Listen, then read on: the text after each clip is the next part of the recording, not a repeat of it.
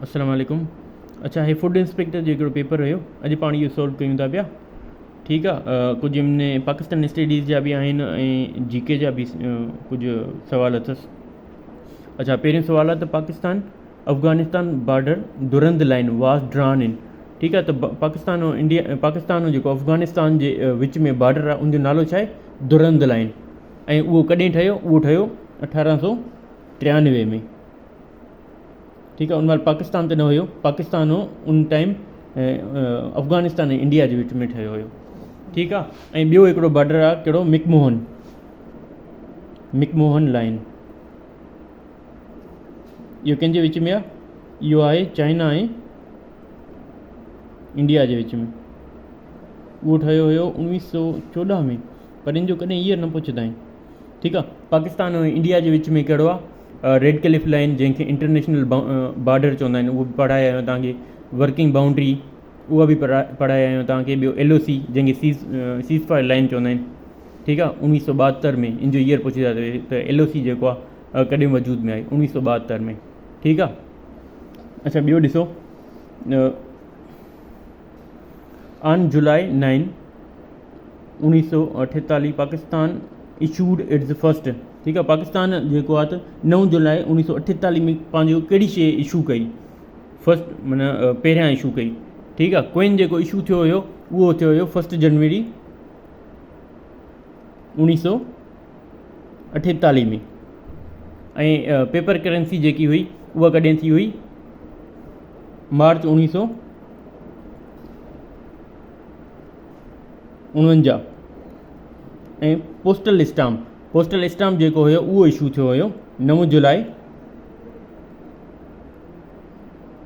1948। ठीकु आहे। ऐं पाकिस्तान, टियों सवाल ॾिसो, Pakistan aeronautical complex at Kamra, ये करमान है, कामरा है, was completed with the financial and technical assistance of, इहो फ्रांस जी हेल्प सां थियो हुयो। फ्रांस जी हेल्प सां कंप्लीट थियो हुयो। टे MCQs ॾिसो, टी MCQs आहिनि, थोड़ो फास्ट। अच्छा, the duration of national anthem of Pakistan, national anthem जी जेकी ड्यूरेशन आहे उहा घणी आहे? उहा आहे 80 सेकंड। अच्छा, इहो लिखियो कीअं हुयो? Written by Hafeez Jalandhari.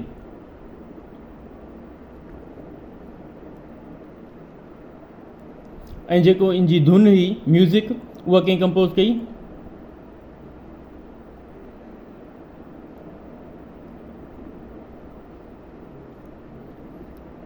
अहमद जी चागला।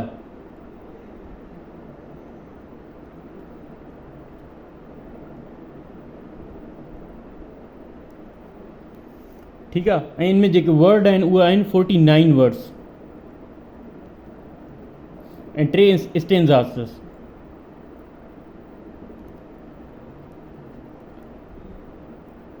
अच्छा, को बि MCQs अचे न, त जीअं हे आयो नेशनल एंथम सां, उन सां जेके रिलेटेड सुवाल हुजनि न उहे लाज़मी सोल्व कंदा कयो, त इन मां ॿिया कहिड़ा MCQs निकिरी सघनि था।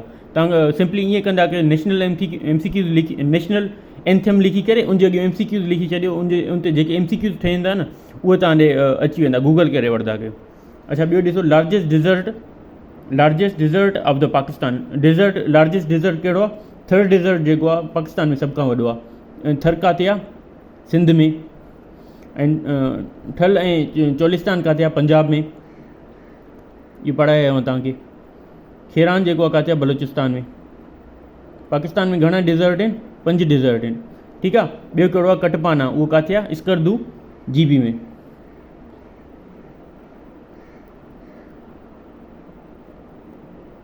Skardu GB, Gilgit Baltistan. The oldest barrage on Indus river, oldest कहिड़ी आहे? शिखर जेकी आहे कॾहिं ठही हुई? 1932 में। ठीकु आहे, 1932 में ठही। ऐं उनखां बाद में कोटड़ी विराज जेको आहे, गुलाम अहमद विराज कॾहिं ठही? 1955 में। ऐं गुडू कॾहिं ठही? 1962 में। त पुराणी कहिड़ी थी? सखर बेराज, ठीकु आहे। ऐं तुनसा आहे, जिना आहे, ऐं ॿी कहिड़ी आहे, चश्मा। इहे टे जेकियूं आहिनि पंजाब खां, सिंध खां ॿाहिरि आहिनि, आउटसाइड ऑफ सिंध। सिंध में न आहिनि, पर आहिनि इहे इंदस रिवर जे मथां। Of the total area of Pakistan, forest covers only. Pakistan जेको आहे फॉरेस्ट घणो एरिया कवर कंदो आहे पाकिस्तान जो, इहो अथव 3.5। अच्छा, तव्हां गूगल कंदा आहियो न, तव्हांखे अलॻि अलॻि वैल्यू मिली सघे थो, ठीकु आहे। मूंखे किथे मिलियो 4.8%।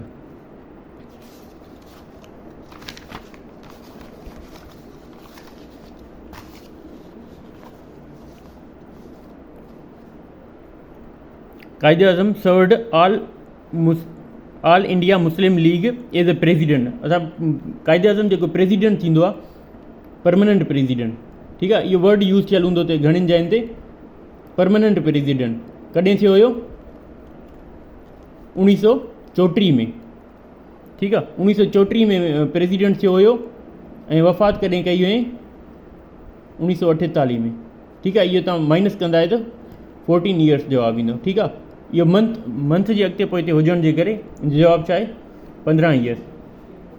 अच्छा, हिन में सवाल पुछंदा हुते त मुस्लिम लीग जो जेको पहिरियों प्रेसिडेंट हुयो उहो केरु हुयो, ठीकु आहे। ऑल इंडिया मुस्लिम लीग जो पहिरियों प्रेसिडेंट केरु हुयो? सर आगा खान। अच्छा, ॿियो सवाल ईंदो आहे त मुस्लिम लीग जो पहिरियों प्रेसिडेंट केरु हुयो, ठीकु आहे। हे आहे ऑल इंडिया मुस्लिम लीग, हे आहे मुस्लिम लीग। मुस्लिम लीग जो जेको पहिरियों प्रेसिडेंट हुयो उहो केरु हुयो? ख़ालिक़ुज़्ज़मान। त हिते कंफ्यूज़ न थीजो। मुस्लिम लीग जो पहिरियों प्रेसिडेंट ख़ालिक़ुज़्ज़मान, ऐं ऑल इंडिया मुस्लिम लीग जो पहिरियों प्रेसिडेंट सर आगा खान। अच्छा, नेशनल एनिमल ऑफ पाकिस्तान केरु आहे? कहिड़ो आहे? Markhor. Federally administrated tribal area Phata consist of. अच्छा, फाटा जी जेकियूं एजेंसीज़ आहिनि उहे घणियूं आहिनि? उहे 7 एजेंसीज़ आहिनि, ठीकु आहे। तव्हांखे पढ़ायो त फाटा जेको आहे कॾहिं मर्ज थियो हुयो? KPK में 2018 में, तो KPK। ऐं कहिड़ी अमेंडमेंट में थींदो आहे? 25 में, ठीकु आहे। मर्ज थींदो आहे KPK में फाटा। फर्स्ट चेयरमैन ऑफ सेनेट, पहिरियों चेयरमैन केरु आहे? हबीबुल्ला खान, ठीकु आहे। ऐं करंट कहिड़ो आहे? सादिक संजरानी। सर शायदि तव्हांखे कल्ह पढ़ायो आहे। ऐं डिप्टी कहिड़ो आहे? डिप्टी जेको आहे उहो आहे मिर्ज़ा मोहम्मद आफरीदी। मिर्ज़ा एम आफरीदी।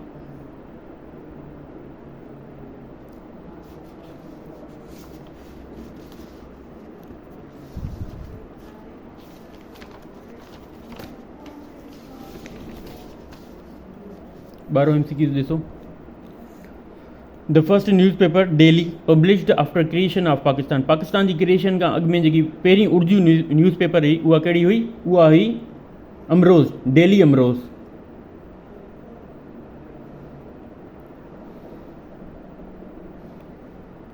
अच्छा, on September 9, 1953 Pakistan acquired Gwadar. Pakistan जेको गवादर कहिड़ी कंट्री खां ख़रीद कंदो आहे? ओमान खां। इहो तव्हांखे मां पढ़ायो आहे।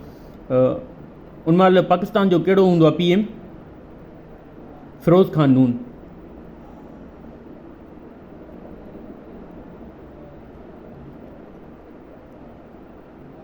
ठीकु आहे। KPK प्रोविंस में, बलोचिस्तान प्रोविंस में मां तव्हांखे गवादर पढ़ायो आहे।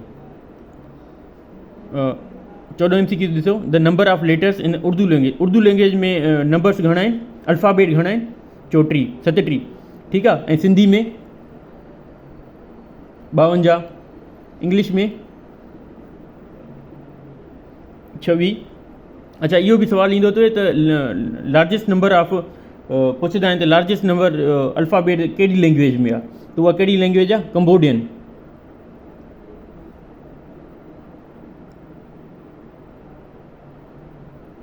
कंबोडियन में जेको आहे न सभु को घणा आहिनि? केतिरा अथसि? 74।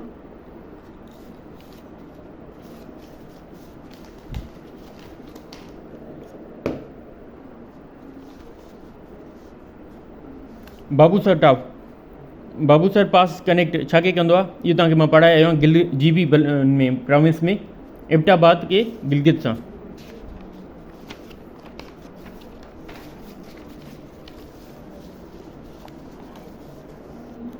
अच्छा हे ॾिसो, identify the longest glacier of the world of the Pakistan. Longest जेको ग्लेशियर आहे पाकिस्तान में उहो कहिड़ो आहे? सियाचिन। लॉन्गेस्ट पुछे थो, ठीकु आहे, लॉन्गेस्ट पुछे थो, हाईएस्ट नथो पुछे। हे ॾिसो वर्सक डैम जेको आहे कहिड़ी रिवर जे मथां ठहियलु आहे? वर्सक डैम जेको ठहियलु आहे उहो काबुल रिवर जे मथां ठहियलु आहे, ठीकु आहे। ऐं इंदस ते कहिड़ी ठहियलु आहे? तरबेला। कोरंग जे मथां, सतलज जे मथां कहिड़ी डैम ठहियलु आहे? सतलज जे मथां ठहियलु आहे मंगला डैम।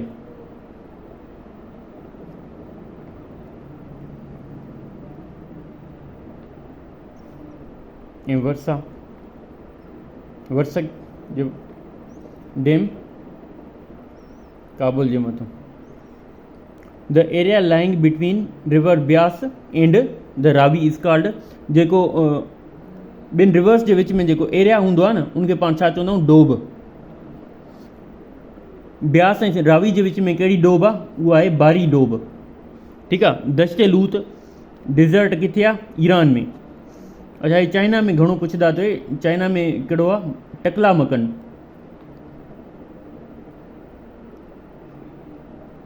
टकलामकन डिज़र्ट। ऐं ॿियो कहिड़ो आहे? Gobi dessert.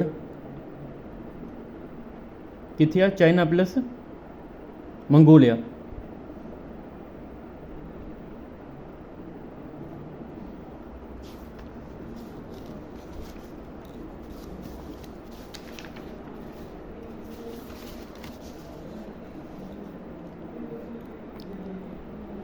अच्छा day and night changes due to, day and night जेको चेंज थींदी आहे न उहा थींदी आहे अर्थ रोटेशन जे करे, ठीकु आहे। अच्छा लीप ईयर छो थींदो आहे? लीप ईयर जेको 4 सालनि खां बाद में थींदो आहे, 66 ॾींहंनि जो थींदो आहे, ठीकु आहे, 366 ॾींहंनि जो। इहो छो थींदो आहे? इहे जेके अर्थ जी रेवोल्यूशन हूंदी आहे न उहो केतिरो टाइम वठंदी आहे?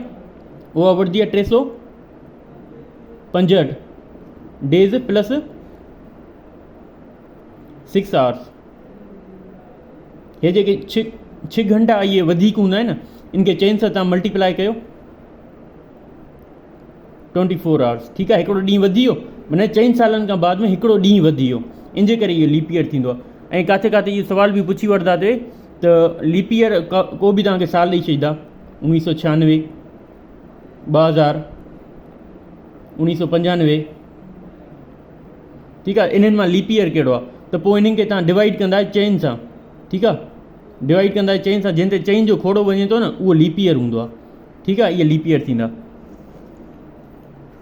अच्छा 21 सवाल ॾिसो, फॉर्मोसा इज़ द ओल्ड नेम आहे। फॉर्मोसा जेको कंहिंजो ओल्ड नेम आहे? ताइवान जो।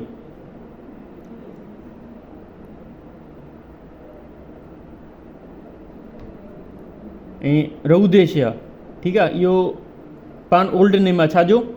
ज़िम्बाब्वे जो।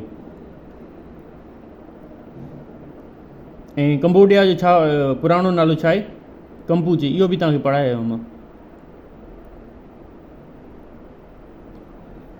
ऐं हिन जो वरी जेको कैपिटल आहे उहो आहे हरारे। इन जो बि वरी जेको आहे ओल्ड नेम अथव उहो छा आहे? सेलिसबरी। ये ओल्ड नेम यादि करे छॾींदा की इहे लाज़मी ईंदा अथव टेस्ट में। बैंकॉक जो अहिड़ो को आहे कोन। अच्छा हे सवाल PMS जे हाणे जेको PMS पंजाब जो पेपर थियो हुयो न उनमें सवाल आयो, इहो पढ़ाए बि आयो तव्हांखे। London is situated on the bank of, कहिड़ी बैंक जे रिवर ते आहे? ठीकु आहे, थेम्स रिवर जे बैंक ते आहे। ऐं नाइल ते कहिड़ो आहे? कायरो। थेम्स लंडन, इहो तव्हांखे पढ़ाए आयो मां। दिलावर इन ते ख़बर न। अच्छा ॿियो ॾिसो, ॿी कहिड़ी आहे? हुडसन आहे। ॿियो सेन रिवर आहे। हिन ते कहिड़ो आहे? इन ते कहिड़ी सिटी आहे? पेरिस। हुडसन ते कहिड़ो आहे? न्यूयॉर्क। इहे यादि करे छॾियो। अच्छा, largest ocean of the world. अच्छा, लार्जेस्ट घणियुनि शयुनि जे हिसाब सां पाण ॾिसूं था एरिया जे हिसाब सां। ठीकु आहे, ॿी कहिड़ी शइ हूंदी आहे वॉल्यूम, ॿियो कहिड़ो हूंदो आहे डेप्थ, ॿी छा शइ हूंदी आहे डेप्थ। ठीकु आहे, हिकिड़ी ॿी शइ बि हूंदी अथई, उहो हूंदो आहे कोस्टल एरिया, माना ज़मीनी पट्टी। अच्छा, ओशन घणा आहिनि दुनिया में? ओशन आहिनि 5। ठीकु आहे, सभ खां वॾो कहिड़ो आहे? पैसिफिक। हे मां तव्हांखे हिन 3 शयुनि जे हिसाब सां ॿुधायां थो। पैसिफिक, उनखां बाद में एटलांटिक, ऐं उनखां बाद में इंडियन, उनखां बाद में एंटार्टिक ओशन, जंहिंखे सदर्न ओशन बि पाण चवंदा आहियूं। ठीकु आहे, लास्ट में वञी आर्टिक ओशन। हे हिननि जी सिक्वेंस थींदी। ठीकु आहे, लार्जेस्ट सभिनी को largest according to area, volume and depth. सभ खां वॾो पैसिफिक, पोइ एटलांटिक, पोइ इंडियन, पोइ एंटार्टिक ऐं लास्ट में आर्टिक। अच्छा, कोस्टल एरिया में अचो त इन्हनि जी सिक्वेंस चेंज थी वञे थी। सभ खां वॾो जंहिंजी कोस्टल एरिया लाइन आहे उहो आहे पैसिफिक, उनखां बाद में साॻियो एटलांटिक, उनखां बाद में इंडियन। अच्छा, हे लास्ट में चेंज थींदा पिया। उनखां बाद में आर्टिक, बाद में एंटार्टिक। इहो ओशन तव्हांखे मां मैप ते सम्झाईंदुमि त इहे किथे किथे लाई करनि था। ठीकु आहे, कोस्टल एरिया में इहो लाइन में जेको आहे चेंज थींदा पिया, बाक़ी एरिया वाइज़ वॉल्यूम ऐं डेप्थ जे हिसाब सां हे सिक्वेंस आहे।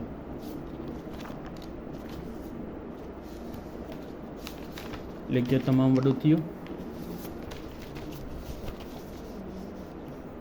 अच्छा, हे ॾिसो जी प्रोनाउंसिएशन डैम जी शायदि बालीगार डैम आहे, लोकेटेड इन दोहा।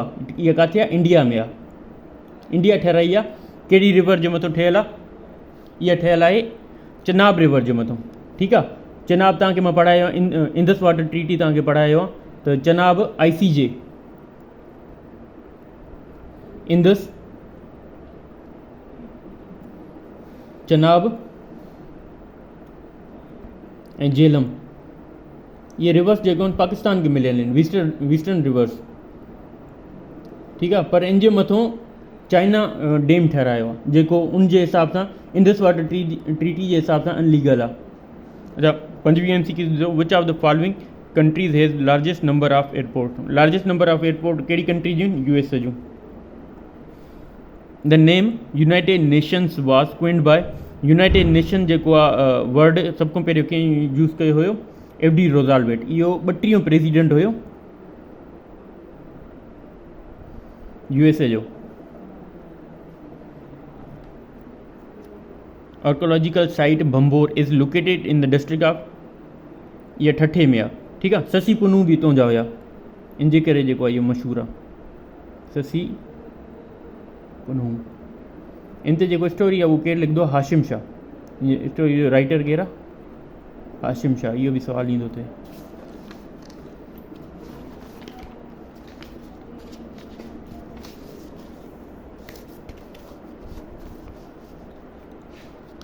अच्छा, USA जे जेके 3 प्रेसिडेंट आहिनि न शुरूआती, उन्हनि जा नाला लिखाए छॾियांव थो।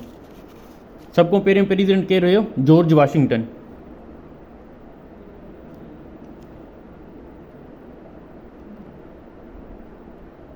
ठीकु आहे, फर्स्ट। उनखां पोइ कहिड़ो हुयो? Second John Adam. ठीकु आहे, थर्ड केरु हुयो? Thomas Jefferson. थॉमस।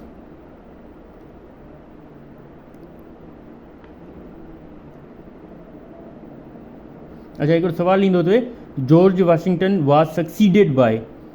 ठीकु आहे, त उते कहिड़ो ऑप्शन सही हूंदो आहे? John Adam. ठीकु आहे, जॉर्ज वाशिंगटन खे कंहिं कामयाबु करवायो? John Adam.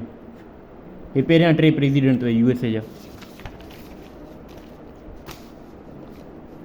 Vasco da Gama.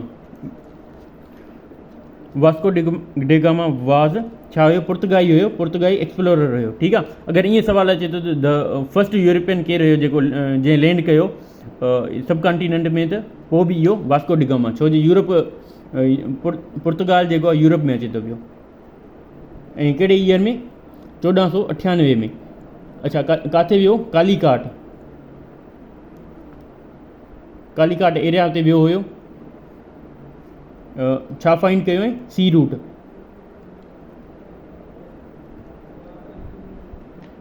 Towards India या सब कॉन्टिनेंट चयोसि। फर्स्ट यूरोपियन भी चई सघूं था, ईअं बि सवाल ईंदो हुते।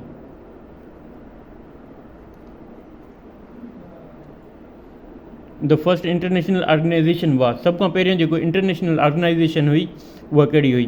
अच्छा यूनाइटेड नेशंस 1945,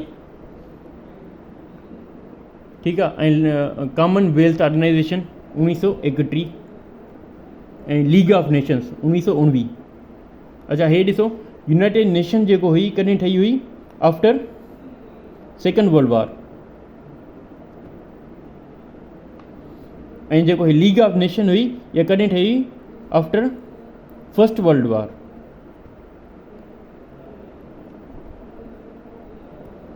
ठीकु आहे, 1919। त कहिड़ी सभ खां पहिरियों कहिड़ी ठही हुई? League of Nations. अच्छा लास्ट MCQ ॾिसो, which of the following continent has no desert? कहिड़े कॉन्टिनेंट में जेको आहे डिज़र्ट न आहे? उहो यूरोप आहे। ठीक है, यूरोप में को भी डिज़र्ट ना है।